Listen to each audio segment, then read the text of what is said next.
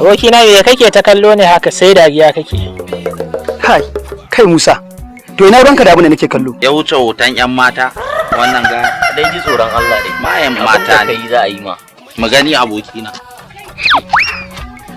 Me aka da Allah? Ka gani ko? Hoton mata ne mace kaman baka tafiya zai wuya wannan yarinya ba ta cin naman kai. Kowace karabit kawai kai dai. A'a ba baka tafiya bace, ya mara ce dallaban waya.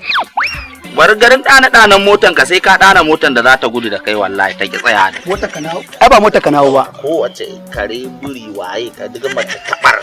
Kowace ka gani sai ka. Ka ni ban ga muku ni fa bai zama lalle ma zo na a cikin ku ba wallahi.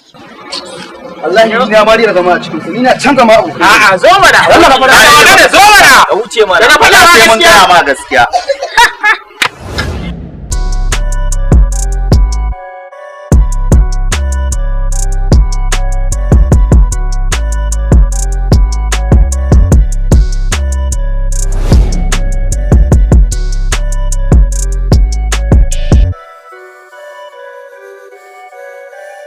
Ina gobar gidanku fa na riga da na ƙaraso.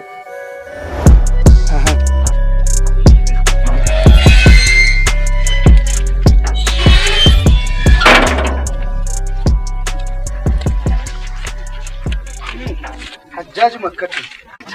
To ya gida ya jin daɗi. Ya mama.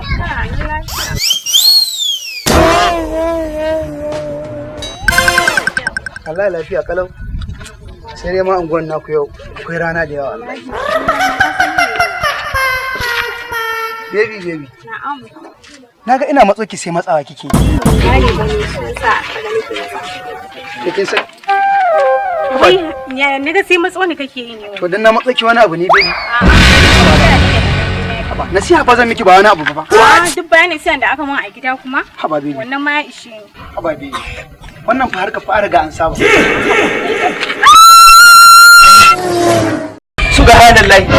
La ilaha illallah Muhammadur Rasulullahi sallallahu alaihi wasallam. Ke me ke faruwa? Shi ne yazo muna hira ne sai matsowa kusa da ni yake. Ustaz, ni ba wani abu nake mata ba wallahi Da ka tara Allah me kake mata? Kawai nasiha nake mata ba wani abu ki faɗa mishi mana. Ta dan uwan ki din nasiha da ne maki a cikin da mata maki ba. Inna lillahi wa inna ilaihi raji'un. Inna karshen duniya da yazo mana na yaran na zamani masu saka wandunan wizi isa daga kwana biyu duk bangwaye na duk sun gurgure kamar gurin da tumakai ke kwana. Ba Allah ka sa Allah a rayuwanka. Wallahi ka sa Allah a rayuwanka dai abin da kai sai an mai. Kai dan uwanka kai ka fito mu ko ba ki dan uwa. Kai kuma wallahi da ni da ke cikin gidan nan. Ta wuce da